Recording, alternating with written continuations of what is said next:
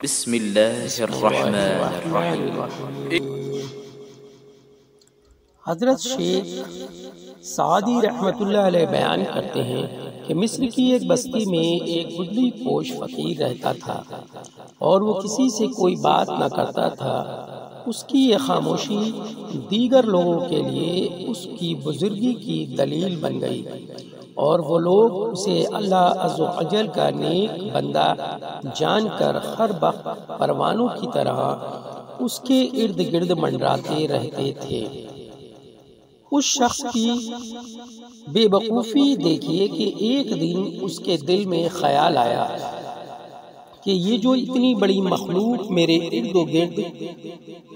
جمع ہوتی ہے، یہ سب میرے صاحب کمال ہونے کی وجہ سے ہے اور مجھے چاہیے کہ میں ان سب پر اپنے کمال ظاہر کروں۔ اگر میں اس طرح خاموش رہا تو یہ لوگ کیسے جان سکیں گے کہ میں کتنا عالی مرتبت بزرگ ہوں۔ یہ خیال آتے ہی اس شخص نے اپنی خاموشی توڑ دی اور آنے والے عقیدت مندوں سے گفتگو کرنا شروع کر دی۔ اگر وہ واقعی میں صاحب کمال ہوتا تو اس کی حکمت و دانائی کی باتوں سے لوگوں کے دلوں میں اس کے لیے عقیدت زیادہ ہو جاتی، لیکن وہ جاہل تھا، اس لیے جب اس نے لوگوں سے الٹی سیدھی باتیں کی تو لوگ اس سے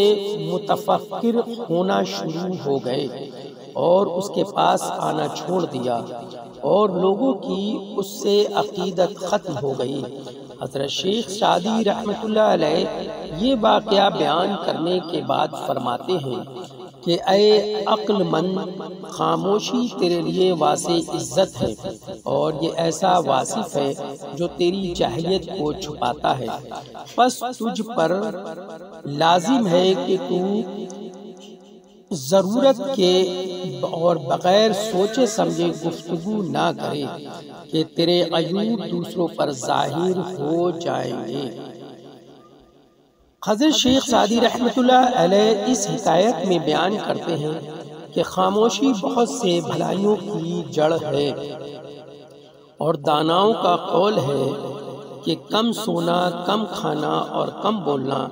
بہت سی برائیوں کو روکتا ہے، اور جو انسان کم گو ہوتا ہے اس کی زبان غیبت، چغلی